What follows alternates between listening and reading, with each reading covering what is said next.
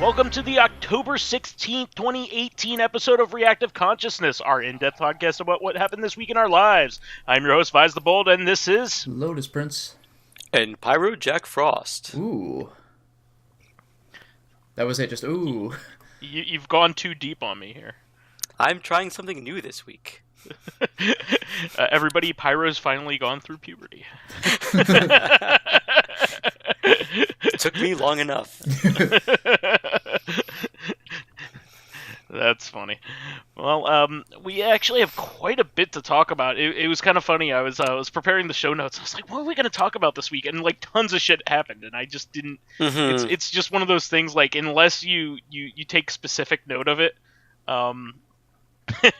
you forget that it already happened because and a lot of game news. I mean, to me at least, like when I'm thinking of things and I'm not necessarily writing things down during the week, I'm like, oh yeah, that happened this week. Yeah. Because it happens, and I'm like, okay, cool, that happened.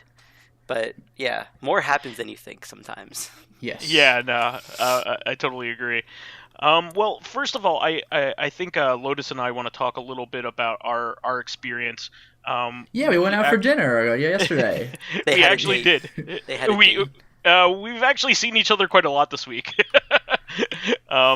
And kind of, we had a romantic Chinese dinner. He did not use chopsticks. I did. Much to everyone's surprise. The thing is, he probably ate the more authentic food. I ate General Tso's, but he ate beef and string beans. So Which I never do. They're both probably not that authentic when you really think about it. I mean, beef and string beans. I mean, like you could eat that anywhere. Like, so it's not really honestly. Authentic Chinese food when you think about it. It's not like I know Yeah, what you're but saying. like I know what you're saying. It's so simple that like you that could originate from anywhere. Yeah. Like Yes. General Tso's chicken is only for fat It's Americans. Yes. And I ate it. But yeah, no, we had a good time. We finished up a Let's Play session. That was rad. Yeah, well, and one that we've been working on for a long time. Like 8 a months. year and a half.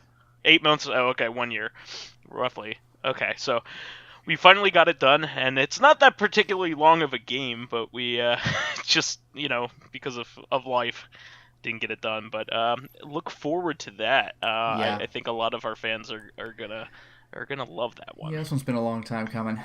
I'm super happy about it. Did you see the video that I sent you? I saw that you sent it, but I haven't yet watched it. People are going to be super interested whenever you announce it. I'm sure you'll announce it. It'll be a little while, but yes. Awesome. But we did something different this week.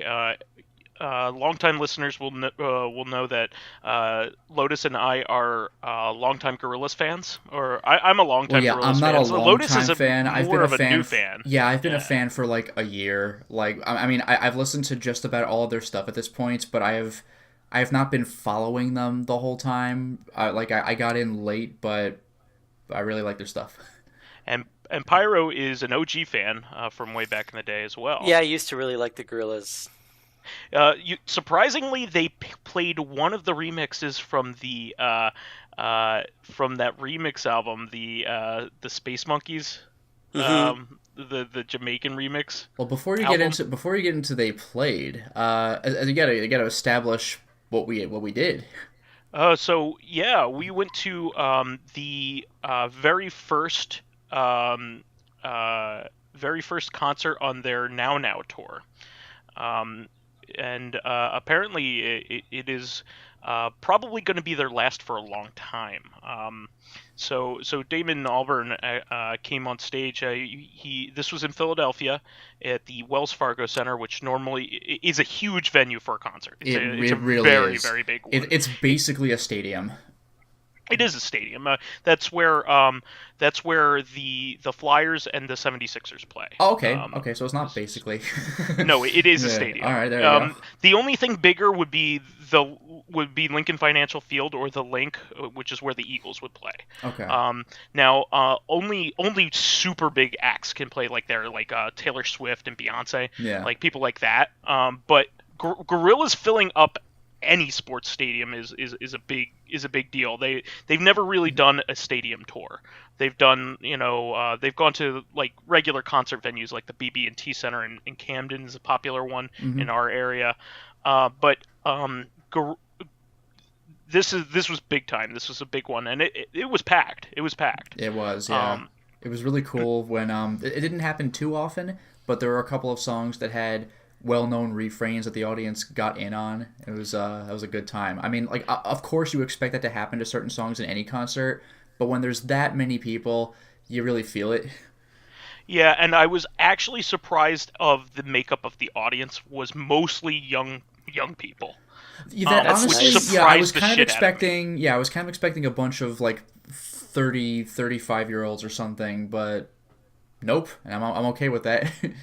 Yeah, it just proves that they've kept themselves relevant. Like the last two albums that have been released, the Humans and the Now have resonated with modern audiences, not just old fans. Yeah, people like what's interesting is that when I got into the Gorillaz, like I just checked out most of their stuff on YouTube, and what was interesting is that most of the videos I saw of the newer albums, like I think I really started looking into them around or shortly before Humans.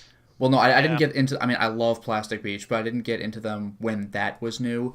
I got into them maybe a little before Humans came out, so their second most recent album. But what was interesting is seeing so many comments in the comments section saying, "What? This doesn't sound like Gorillaz music," which is kind of funny because you'll hear that's that hilarious. Well, yeah, like, that's a hilarious comment. None of Gorillaz music sounds like Gorillaz' other music. Like, listen to any of their albums; they are all they like to experiment. Yeah, like the albums have a cohesion. Like one song in Humans might remind you of another song in Humans, but one album to another is a dramatically different thing. So when you see a comment like, "What? I don't get it. It doesn't sound like the last album," that's probably a new fan, which is so it's a goofy comment, but it's kind of cool that it exists because that means that someone is new to the band. Well, it's funny because I think a lot of their mainstream fans were just Demon Days fans. Like they just knew them from Demon Days. Yeah, that was the Feel Good Inc., which is probably one of the most famous songs they've ever done. Although people do love Clint Eastwood to death. Yeah, undisputed. But like Demon Days, if you've listened to that album, doesn't really like Plastic Beach. Kind of sounds like a combination of almost like a combination of Demon Days and their original album, but it's even kind of a stretch to call it that because it kind of has its own melancholy feel. No, it's Melancholy Hill. Oh yeah, I forgot. But they surprisingly they didn't play anything from the fall. Yeah, I can't believe it. No, actually, no. For real though, surprisingly, they covered a lot of ground. This was a very comprehensive concert. It was 22 track set list. Oh wow! With a 6-track encore. How long was the concert? Like it was a good 2 hours, wasn't it? Well, yeah, like there's the opening band. Like the entire thing started at 7:30, and the opening band went on for 45 minutes, an hour, I guess. The Gorillaz themselves got on at 9 and finished at 11. It was straight up 2 hours. Yeah, usually concerts aren't that long unless they're doing a special thing, which I believe they thought they were doing there, because the Damon Albarn came out in interviews recently saying that he plans to take a 10-year hiatus after this. Oh, really? Which is pretty insane considering. Didn't they take a hiatus after like Plastic Beach or something? So after the fall dropped, technically after a single was released for their Converse shoes. Oh, that was the thing, right? You Do Your Thing, which is quite a good song. It's really good. I love that song. Do not listen to the extended version. Yeah, I was just going to say the 13-minute version is not so much my jam. Believe it or not, I usually like director's cuts and things that are uncut. That song needed the cut. Yeah, like I like it uncut. The funny thing is when you look up uncut stuff, it's fascinating to see what could have been, and like this unused footage or unused audio or whatever. But a lot of the time, things are cut for a reason, you know. And this was the case with Do You Think? Yeah, I'm the shit. I'm the shit. He just says for that for minutes. 4 minutes. Yeah, for 4 minutes. It's actually 4 minutes. Yeah, no, Andre 3000 took a while to say I'm the shit. Man. in that version of just listen to it. I think it's I only on heard SoundCloud. that once. I was like, I'm good. I'll go back to like the 3-minute version. Thanks. No. The 3-minute version's tight. It's great. It's great. But anyway, and the music video is quite great. Yeah, I love it. But anyway, so I have been to 3 Gorillaz concerts. I've been lucky enough to go to them. I always feel lucky when a foreign act, when I could see a foreign act, especially somebody like a band like the Gorillaz, which I kind of get the feeling that Damon Albarn doesn't see it as his main hustle, but it is. You would think that, I mean, Blur is his, his main thing that he worked on years ago. I don't even know whether he tours with them anymore, and he has like a bunch of solo I haven't even heard stuff. of Blur. Oh, you've heard song 2, woohoo, do-do-do-do-do-do-do. That's like their big song. But Gotcha. yeah, he kind of treats it as a side thing, but all of his albums that he releases, like this is like the big. Well, for big real, stuff. and he's got like such big crossovers with other really talented musicians, and like everything is an event. Like he's got like the Snoop Dogg crossover. He had like, I mean, this isn't really so much a musical thing, but he had freaking Bruce Willis in the Stylo music video, which is like, what? It's just amazing. Yeah. Which, And, by the way, they did sing at the concert. They did Stylo. Oh yeah, no, they did all the big hits except for Dare. Was probably the most notable big hit that was not conspicuously absent. Yeah. But in the last concert that I was at, they omitted "Feel Good Inc., which was really odd.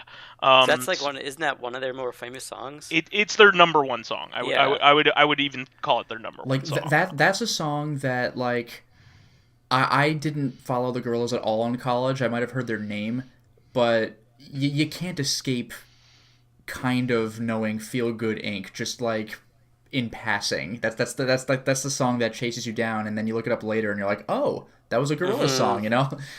What was really cool is during this concert they actually got De La Soul to perform it live. Oh, really? With them. Yeah, that was cool. He just suddenly runs out on stage. Everyone's like, what? That was awesome. Well, not only did they do that, but they did a Super Fast Jellyfish from Plastic Beach. Yeah, which was really cool. Which is a weird song, but it's catchy.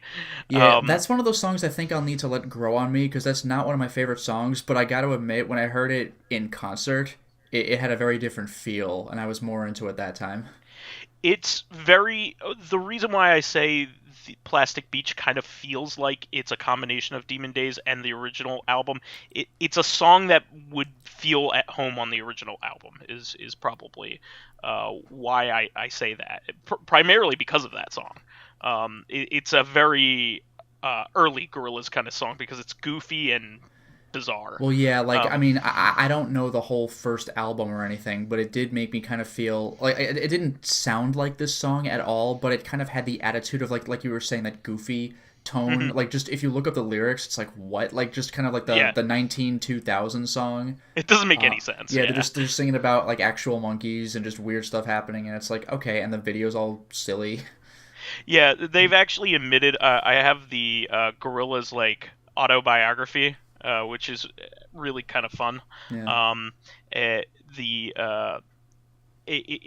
They basically have choked up to being like most of their lyrics come from a random word generator for their goofy songs. So like they don't mean anything. They don't mean anything at all.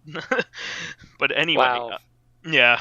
so get the shoe shine doesn't have get the cool shoe shine doesn't have a deep meaning. Nope, not at all. All right. I've been lied to all my life. Yeah. Well, in that sense, I guess it's like Yes, then, where like exactly all of their songs make no sense, but that's not the point. It's the sounds that like. If you did not know English, it would sound great because the sound of the words is the point. Yeah, it's like the Pillows. The Pillows always like the Japanese band use all kinds of like random English words in their songs, but they don't have any like higher meaning other than Yeah, the it just might sound of sound the cool to words. say. Yeah. Yeah, exactly. It's the same way, Yeah. but it's another level when you know the language and then you're still using it like phonetically. Yeah. So Yeah. it's really cool. But anyway, I loved this concert. It was my favorite concert that I've ever been to. And I've been to 3 Gorillaz concerts now. I went to their Demon Days tour, which was a very short tour. There were 3 days in England and 3 days in Harlem, and I went to one of Oh, wow. the first Harlem show. And I was very lucky to see that. They did the whole album. And then I went last summer to the Humans tour. They did at an outdoor venue in Philly called the Festival Pier, where you stand up, and Okay. unless you have lawn chairs, but you're not going to want those lawn chairs because you're not going to be able to see. Yeah, even though we were in a stadium with stadium seating, like a lot of people were standing up for a good portion of the concert. Exactly. But this was better than the production value was insane. The light show was fantastic. Especially for kids with guns. Like Yeah, there was so really like cool. I don't know what it was. Like there were light effects going on for a bunch of the songs, but for whatever reason, Kids with Guns was like that was by far the most over the top light show accompaniment. I mean, and it worked. It certainly worked. That's a song that lends to it, but it's also like a very much like an older song at this point, so it's like that's the one they're focusing on. Okay, I mean it was freaking sweet though. And it seems to have done really well critically as well in Variety.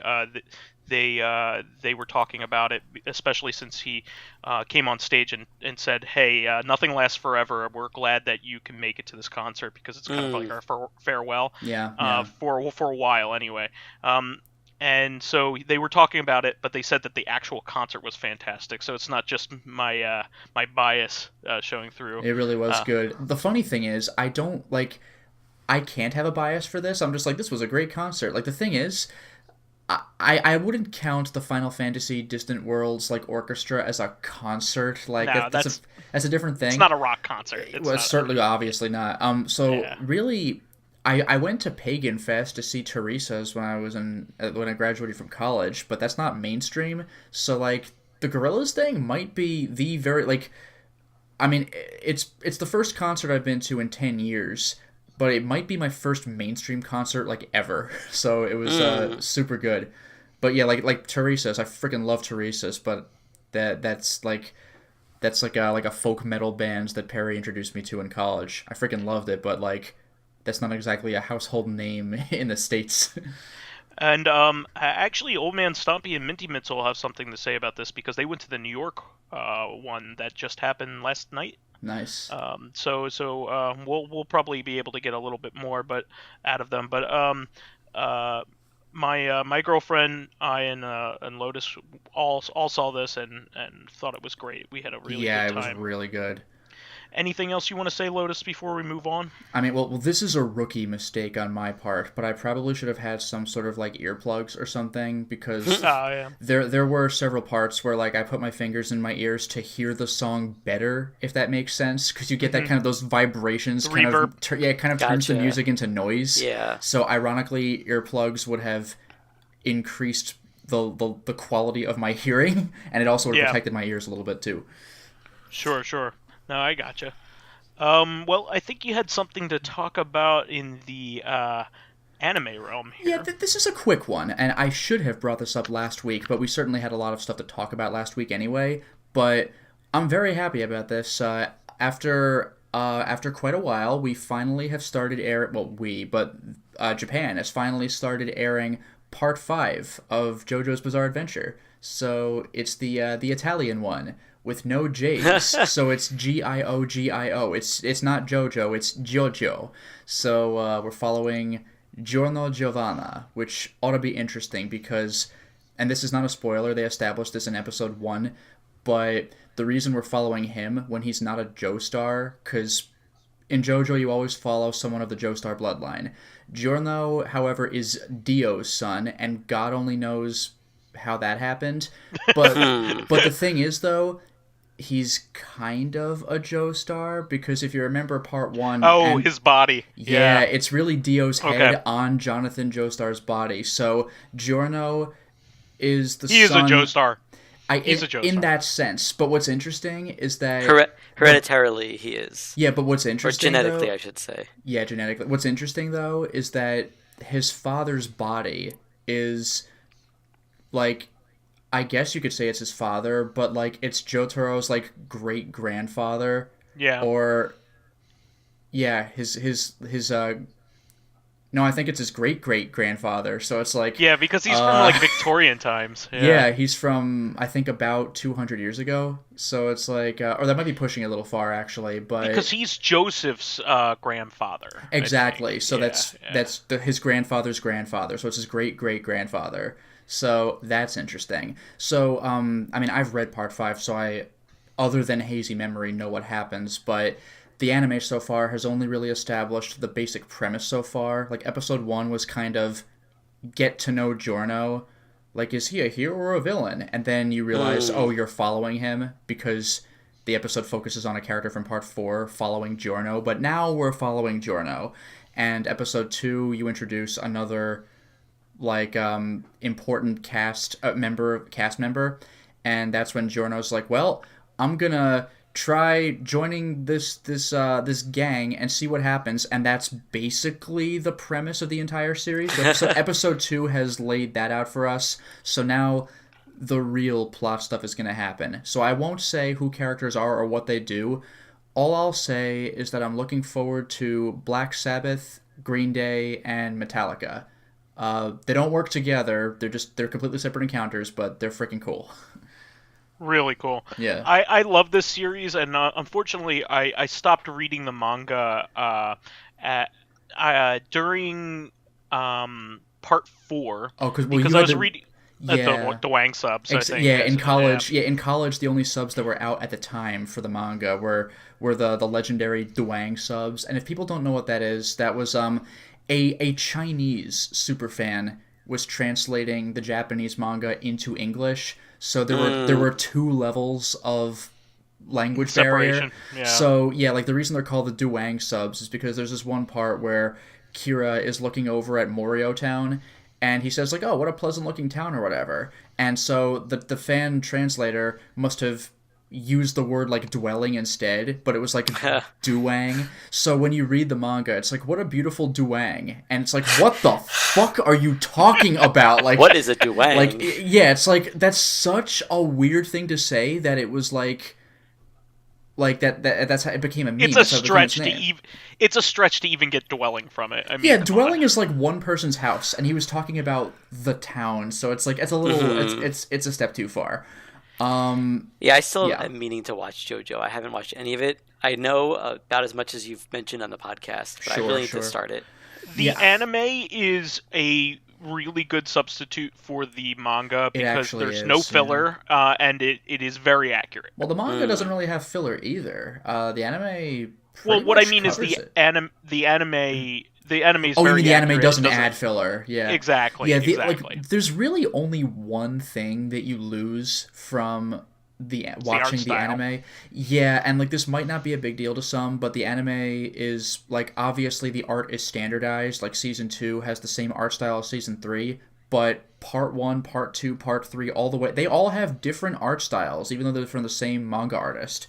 So like in part 3, for example, characters were very like edgy looking. There were a lot of like hard lines and corners and stuff. Like look at part 3 and look at part 8, like not even close. And yeah, he worked on his art style, which isn't something that a lot of like mangakas do. Yeah, well, part 1 or artists like in general, like he specifically changed his art style to accompany each part, and like part 1 was like basically Hokuto no Ken's art style, to the point where Jonathan was like basically a ripoff of Kenshiro. Just look at the manga of Jonathan. It's like, oh boy. But part 5 was interesting because he drew the characters with a lot more curvy lines. Like he made everyone, he gave them like a much kind of more quote like feminine look, because part 5 was when he was trying to like see if he could garner a bigger female audience. So there are a lot of kind of And he like did. pretty boys, yeah, in part 5. So everyone in part 5 is kind of like beautiful looking, but if you watch the anime, I mean, everyone has the clothes and the hairstyle and stuff, but like part 5 looks like part 4 looks like part 3 in the anime. Like the story is still the same, but if you care about that kind of thing, there's a difference. But I gotta say though, other than that, it's pretty much a one-to-one adaptation from what I can remember. I don't really remember anything where it's like, oh, the anime changed that, so that's pretty cool. No.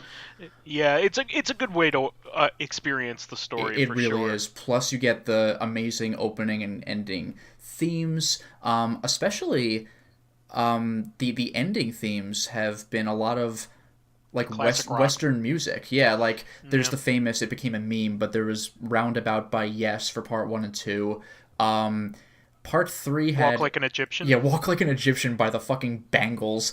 Part 4, like, well, part 3 and 4, and so probably part 5, they're obviously way longer than 1 and 2, so they had 2 ending themes each. Part 4, I forgot what the song is called, but they had something from Savage Garden.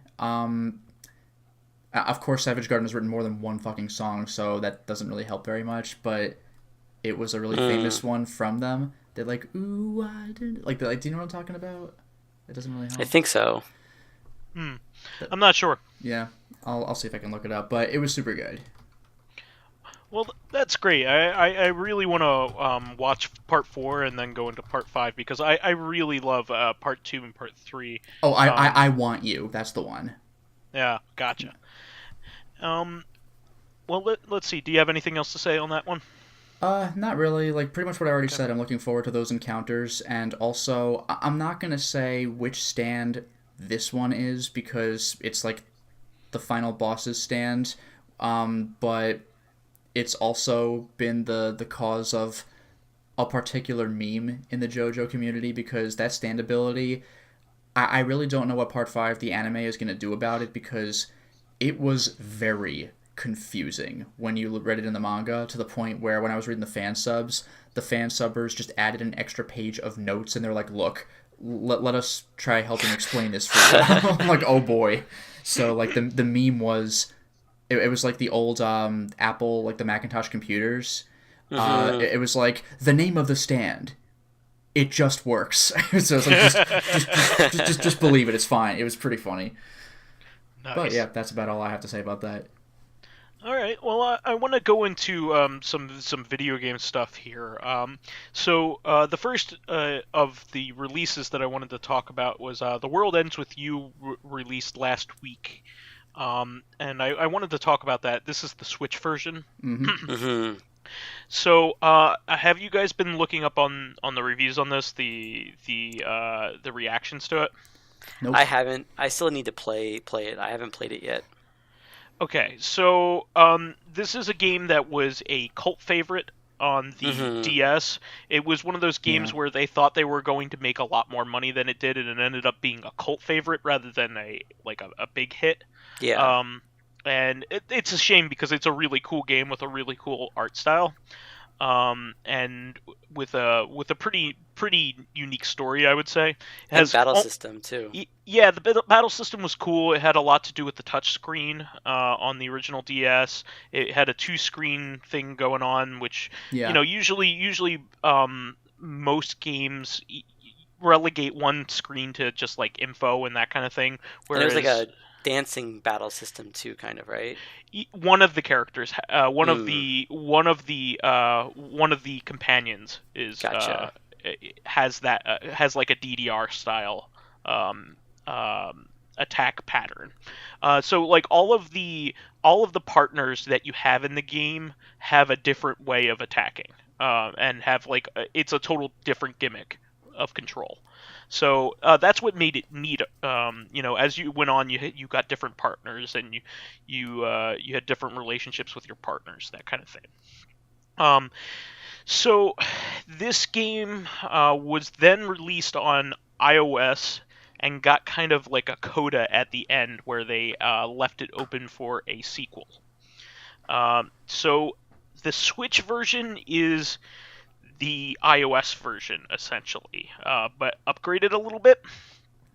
But that is kind of what the issue is. Gotcha.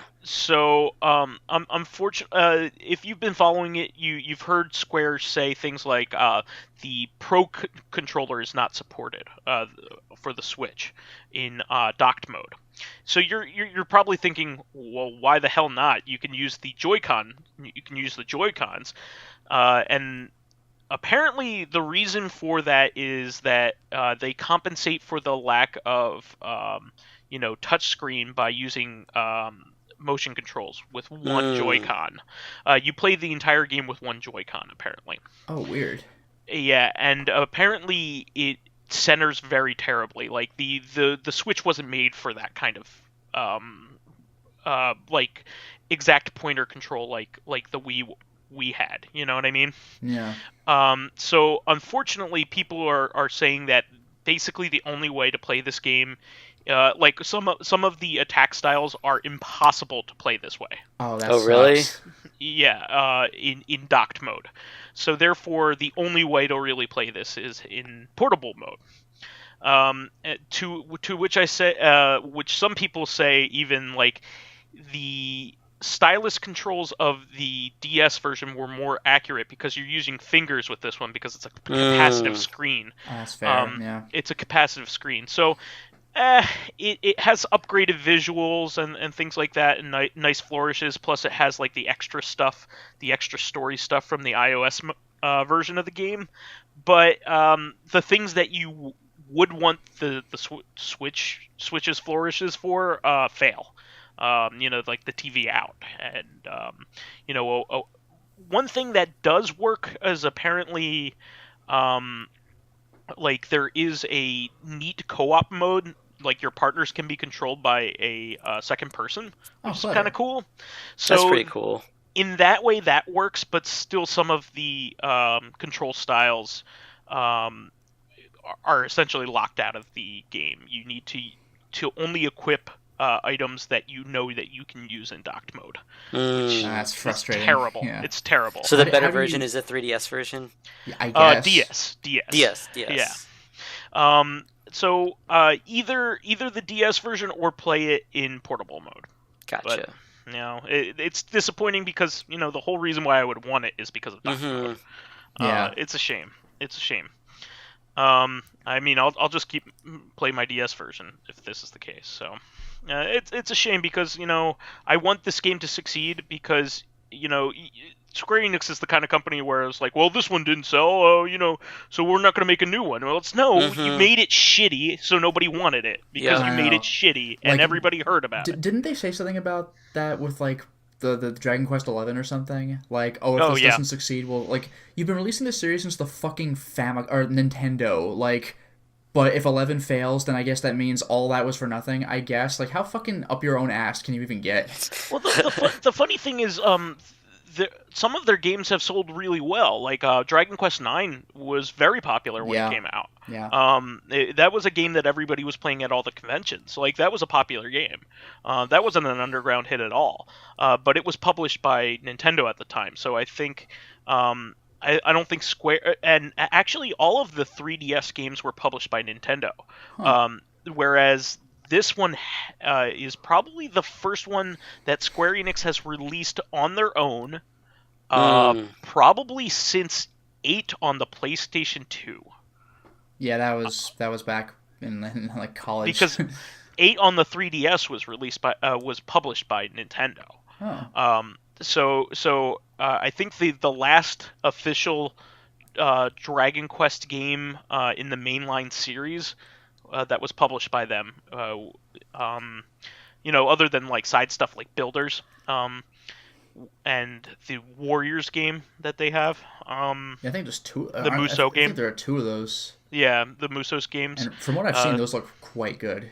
I wouldn't buy them because I'm not a Dragon Quest guy, but like watching Luminaire play them, those look like quality games. Apparently the Builders games are fantastic too. Yeah, all the Dragon Quest games I played are pretty good. I played Builders, and my biggest issue with Builders was there's, let's say, like 5 chapters, but every chapter you start over from scratch. Like you only know the things that you know how to build, but your city starts from scratch, so there's like no point in doing more than what you need to. Yeah, apparently the bosses come in and wreck your shit, right? Isn't Yeah. that what happens? Yeah. So it's like but the game itself is a really fun Minecraft clone, and I enjoyed the Okay. first chapter at least until I found out that all that because I got to the end of the first chapter and I actually like took some time to make my city look nice, and then I beat the first boss, and then it was all destroyed, and I'm like, oh, okay, I think I'm done with this game. Yeah, that sucks. Yeah, you have to play it a different way, and you can't get attached to your Yeah. city. But they should tell you that up front. They Yeah, should. they really, yeah. Because like if you're not gonna make a Lego city just to like smash it, you know, that's not the way you want it. You want to, especially like the way that you put time and thought into building things. I've always admired that about you. I imagine your city probably looked pretty great. I mean, I didn't spend that much time because I did hear that I was going to get destroyed. I just didn't know how bad it would be, and I was like, okay. But yeah, the other Dragon Quest games I played were really fun. It's a really good RPG. So I am surprised if they would just stop it because one of the games didn't sell well. Yeah. Yeah, I mean, we didn't get 10. I mean, to be fair, it was an MMO on an unpopular system, but What was that on? What system? it was on Wii and Wii U. Oh, an MMO on the Wii? What? Exactly. now Okay. you know why we didn't get it. Yeah, all right. I mean, the Wii U no one actually has, but just the idea of an MMO on the Wii is like everyone had a Wii, but that's just a really weird concept to me. I mean, they're the closest thing that I mean, there was the Monster Hunter games. I mean, those are kind of MMOs. Yeah, sort of. and even that was kind of weird. Yeah, but anyway, World Ends With You. Unfortunately, be prepared when you buy that to only play it in portable mode. Just be wary of that. Know what you're buying. So the next thing I wanted to talk about here was actually something that broke on Saturday over the weekend. So this was a very sudden thing from what I understand. Xseed is removing a mode, specifically intimacy mode, from Senran Kagura Burst Renewal for PS4. Just the PS4 version.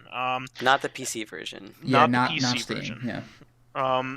And this is a big deal because there have been Senran Kagura games released on Sony platforms for a while now. Yeah, it started with. I mean, it was like when you Vita look at and intimacy, PS3, right? when you look at intimacy mode, you'd understand why. And I agree that. So you might want to finish the story first, but I understand why they would take it out because I mean, in a way, Sony does have the choice of what they want to put on it. It's just.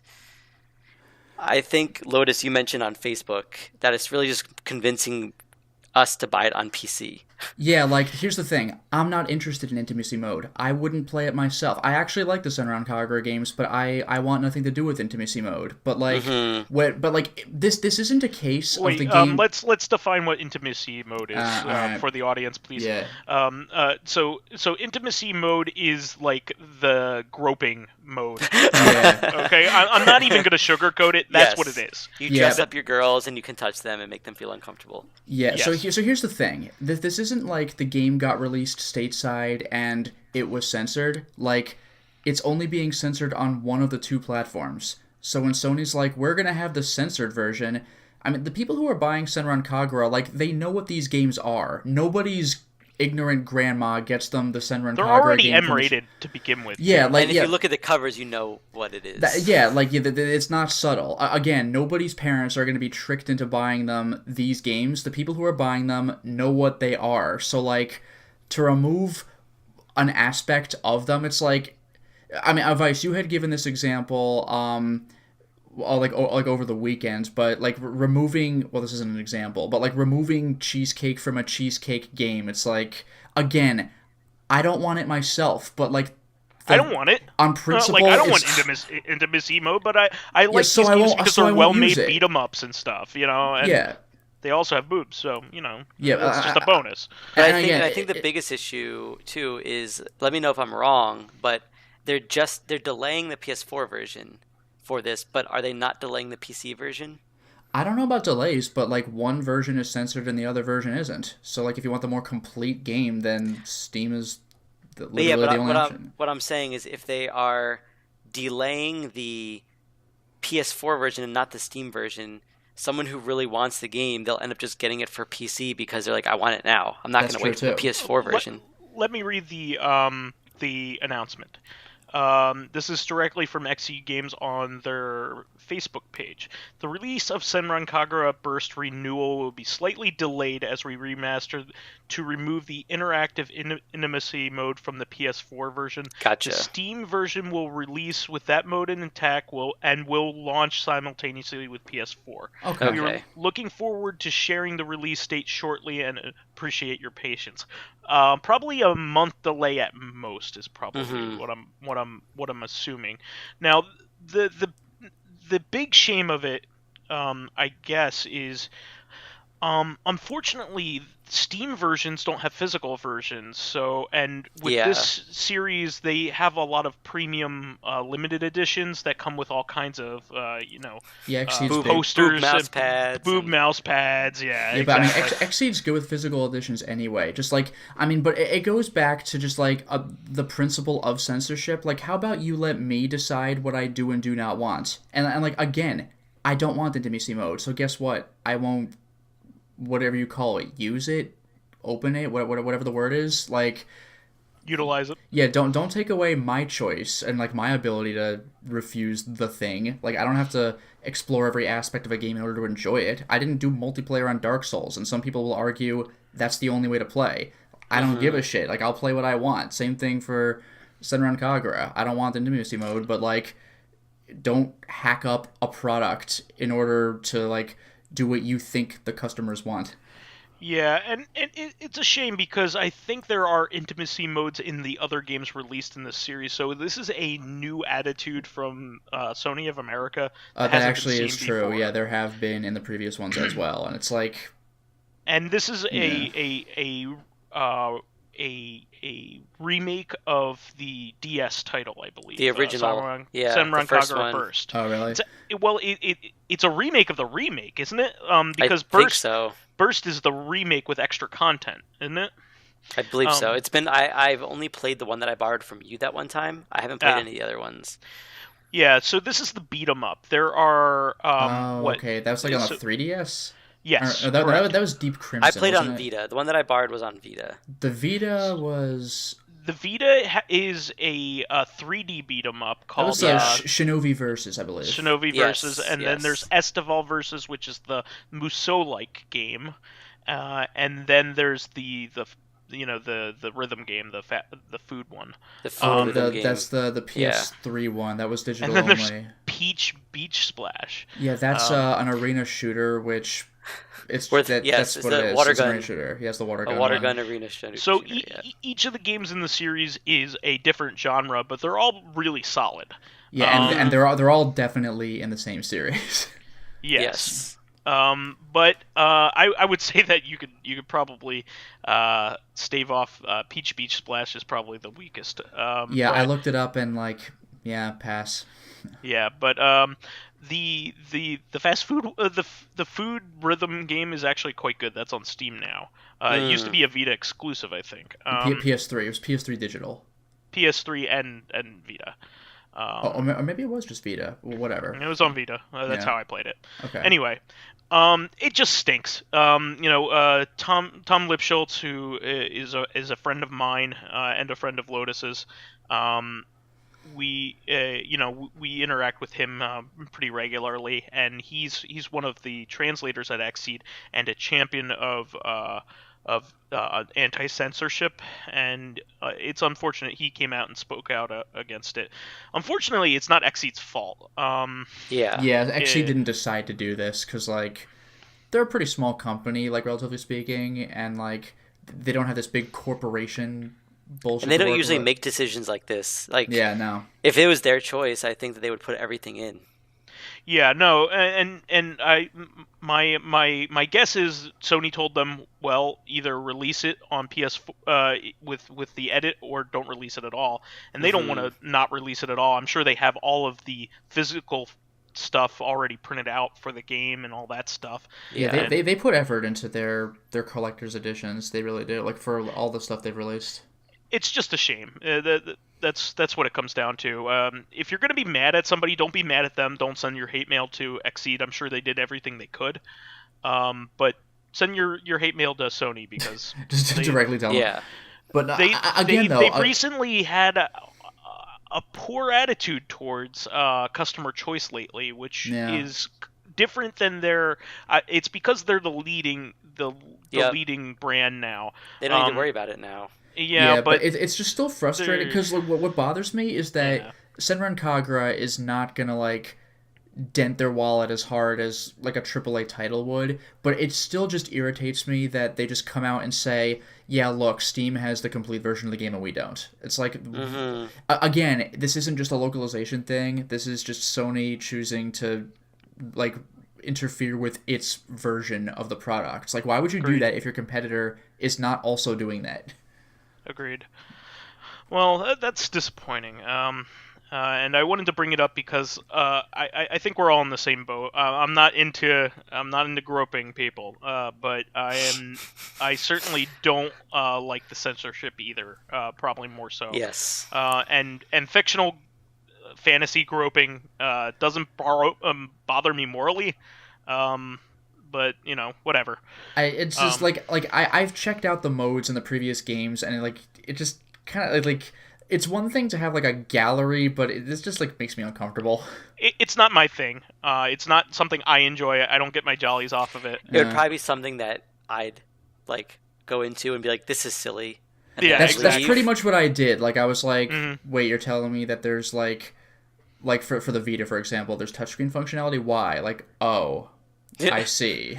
Yeah, I've never liked this kind of game. Like I don't like that kind of like go into a girl's room and date her, quote unquote simulators. I'm not into that. I'm into beat 'em ups. I love beat 'em ups. Not to mention that the older we get, the creepier it gets. Yeah, I'm not into it. And I never was. I don't even like Galgun. I thought I did.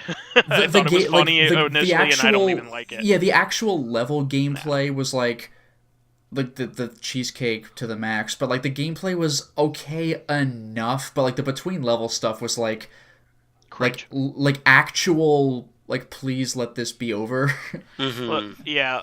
So like I'm not the kind of person that imported DOA Extreme 3. I'm not. But I'm also not for the censorship. Like if this is your thing, let it be. Go for it. Go for it. Exactly. You know what the funny thing was? It's not my thing, but you know what the funny thing was? I actually did import DOA Extreme 3 because that was the first game on a system that I owned, and I was like, well, I remember seeing commercials for 1 and 2.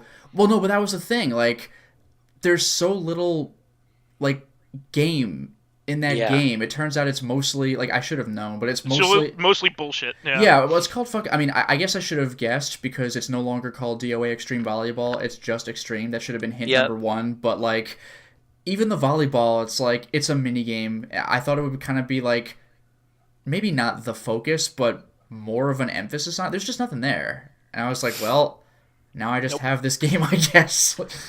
Yeah. So let's move on to some happier stuff. I've been talking about the arcade ports to the Switch for a while. I just wanted to bring these up just because they're interesting.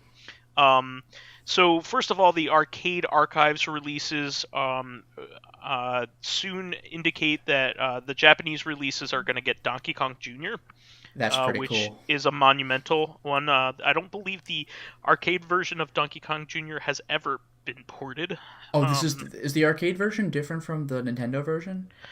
I don't think so, because nobody ever talks about it. However, it certainly has its differences. It's easier, for sure. Yeah, I actually, it's a lot easier than the arcade version. Yeah, for sure. This is actually easier than the arcade version. You said. The NES version is easier. Oh, that's kind of funny you mention that because like this is one of my early childhood memories. Back when this was more of a thing, but I remember for some holiday, maybe it was like New Year or something, or like going like the holiday season, Hanukkah going to the New Year's. My family had my cousins, my aunt and uncle over, and we actually rented like a Nintendo system for the weekend. And I think we got 3 games. One of them was Ninja Gaiden, which didn't work, so I just didn't I never got to learn how hard it was until I was an adult. But the other games we got were, I guess it was 4 games: Donkey Kong, Donkey Kong Jr., and Ninja Turtles 2. You probably So had Donkey Kong Classics, which has both of them on it. maybe that's what it was. Yeah. So, like the kids, so like my brother and I and like my cousins would try out Ninja Turtles, and like for whatever, I guess they remember from the arcade. But my dad and my uncle, this is like the only time I think I've literally ever seen them play any kind of console. They did Donkey Kong, and they beat it. They liked it, but they really had trouble with Donkey Kong Jr. I love Donkey Kong Jr. It's a fun game. It has a climbing mechanic, Yep. so it is faster to climb down one vine, but quicker to climb up with 2 vines. Oh, because you got both hands. Correct. Yeah. So that's the mechanic that works in the game. Well, so I guess you have both hands either way, but you know what I mean. well, you straddling on Exactly. two vines rather Yeah. than one is what I mean. So yeah, really cool game. Not as famous as its the original, but still a really great game and deserves the attention that they're giving it. Plus, I hope this means that their Nintendo will continue to release their arcade titles with Hamster here, because that means Super Punch-Out is probably on the way, and hopefully Donkey Kong 3. I'm probably the only person hoping for it, but it is one of my favorite games of all time. I love Donkey Kong 3. Has Donkey Kong Jr. ever hit Virtual Consoles? Probably the NES version has. Okay, not the arcade version. Maybe not the arcade, but I was just curious if Donkey Kong Jr. has like ever seen the light of day since the original Nintendo. It's probably been on Virtual Console. Okay. Just the NES version. Yeah. And because Donkey Kong 3 definitely has been on Virtual Console, but that's the NES version of that, which is different enough where I like the arcade version. Yeah, the arcade probably has slightly better visuals and sound. I think it's quicker, and it also has a different perspective.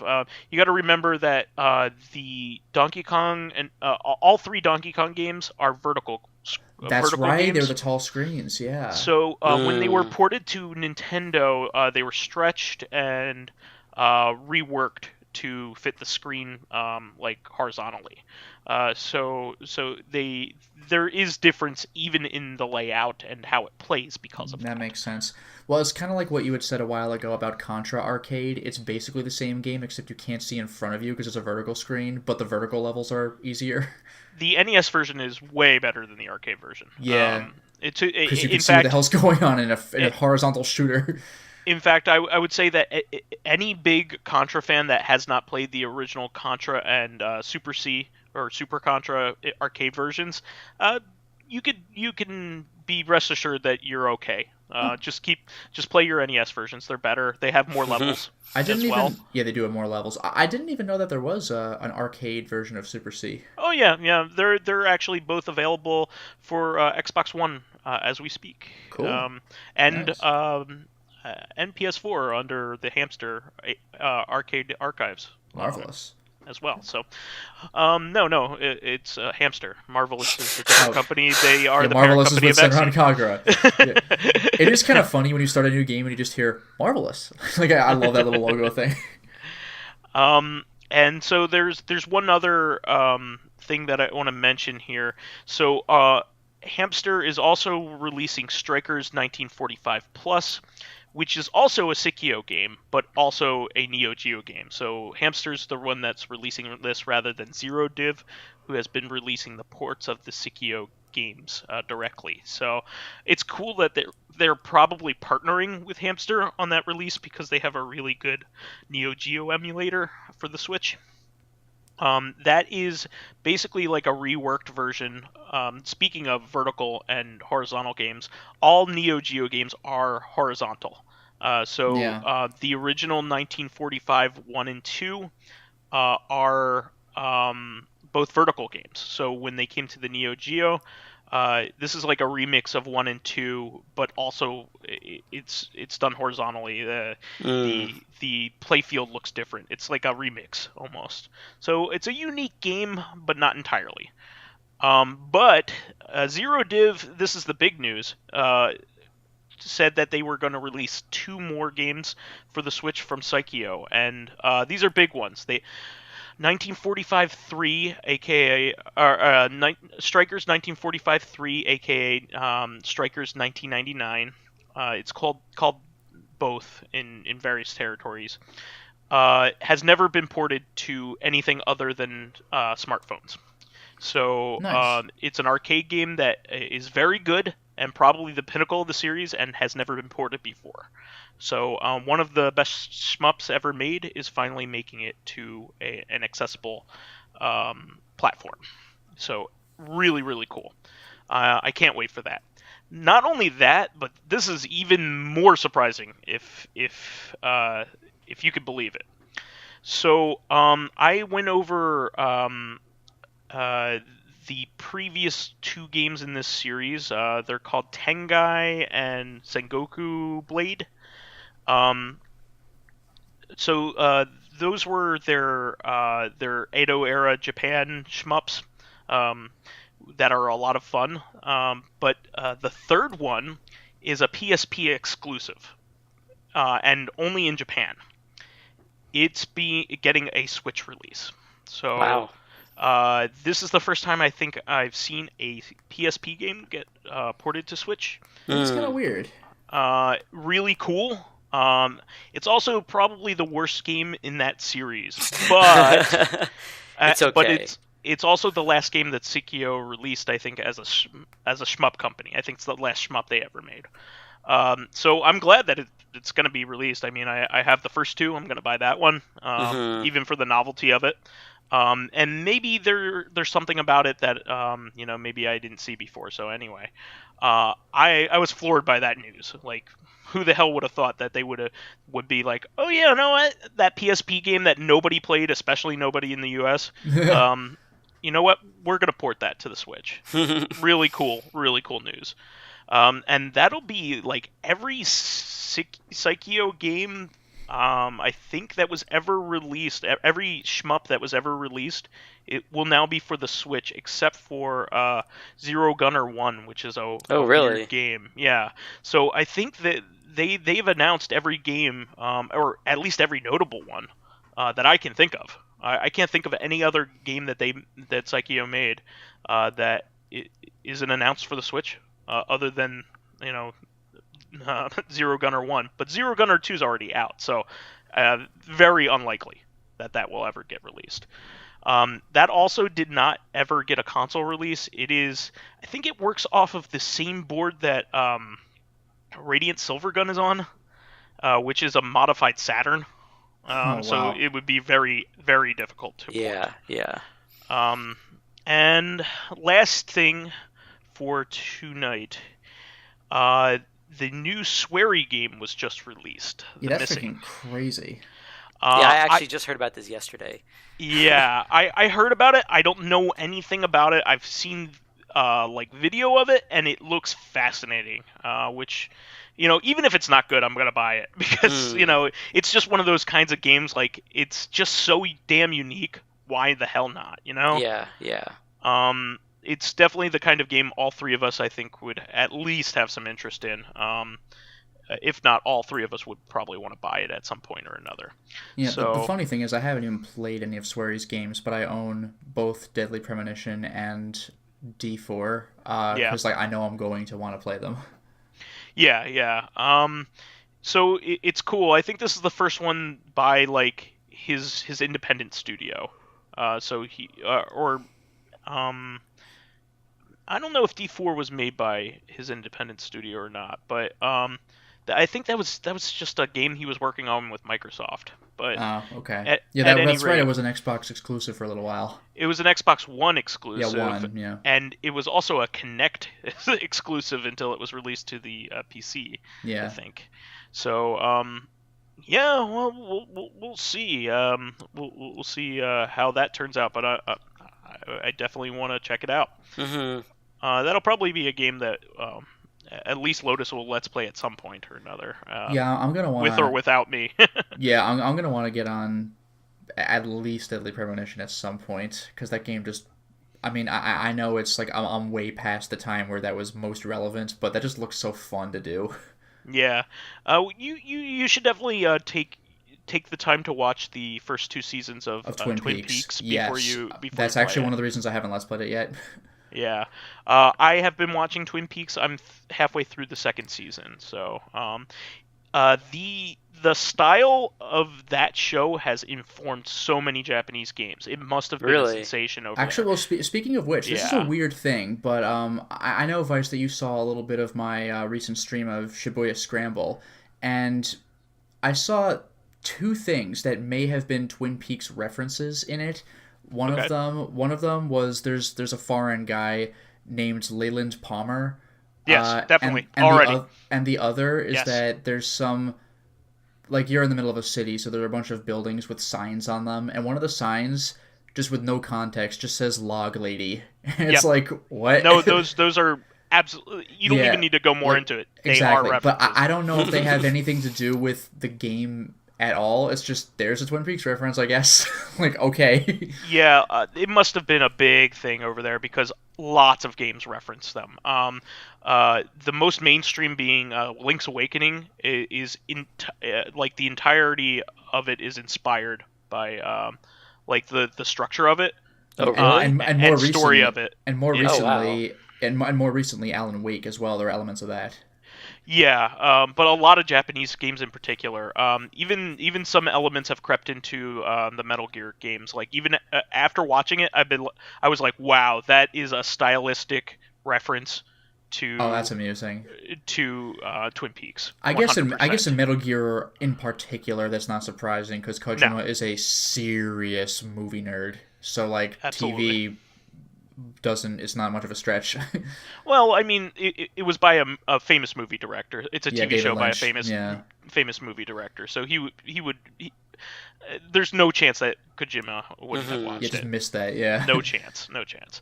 All right. Well, that is the show for this week. We had a lot of juicy topics and a lot of really cool things that I was excited to talk about. So, anybody have anything for the good of the order here? Nope. Okay. That's probably it. I mean, the only thing I could think of is you said the name of the company localizing like Strikers and Sengoku. It's Saikyo. Is that? Saikyo is the company that developed them back in the 90s and It's a early Japanese 2000s. company? It was a Japanese company. Zero Div is the publisher of all of their games. Okay, it just interests me because Saikyo, I could see how it's spelled Psykyo, but like I know there may not necessarily be official spellings in English of Japanese words, but like it reminds me of Saikyo, like Saikyo, which means like the strongest. It's kind of like It is probably a play on words. yeah, it's like NIS is Nippon Ichi Software, and Nippon Ichi is number one. Mhm. Yeah, no, they that wouldn't be a far stretch. I bet you that is exactly what that is. Yeah. So anyway, that is the show for this week. Please remember to subscribe to the Corrective Consciousness YouTube and SoundCloud pages and ring that bell. While there, please give us thumbs ups, likes, and 5-star ratings on iTunes. It helps promote and spread awareness of the show, and any bit of encouragement helps keep the show going. You can also catch us on Thursday on our sister podcast, Corrective Consciousness, the podcast where we explore the inanity of pop culture. Finally, you can friend me as vysethebold on PSN, Xbox Live, Steam, Twitter, Switch, and Battle.net. There we go. Perfect. First try. You can follow me on my YouTube Just around the channel. corner. You're just around the corner. You can follow me on my YouTube channel, Lotus Prince. You can hit me up on Twitter at Lotus Prince. And finally, if you are interested in seeing my videos early, getting in on exclusive live streams, selecting upcoming games for me to Let's Play, currently doing Call of Cthulhu Dark Corners of the Earth, that was a request, or even getting in on a Discord server with me and my other patrons, then perhaps consider swinging by my Patreon account, which can be found at patreon.com/LotusPrince. A new Call of Cthulhu game is coming out, by the way. I Yeah, know. I'm looking forward to that. Yeah. No problem. You can find me as PyroJackFrost on Steam, Xbox Live, PSN, Battle.net, and I think that's it. And any other game system that ever comes out in the future. All right, wonderful. We will catch everybody on Thursday for a new episode on adventure games. We'll catch you then. Until next time, everyone.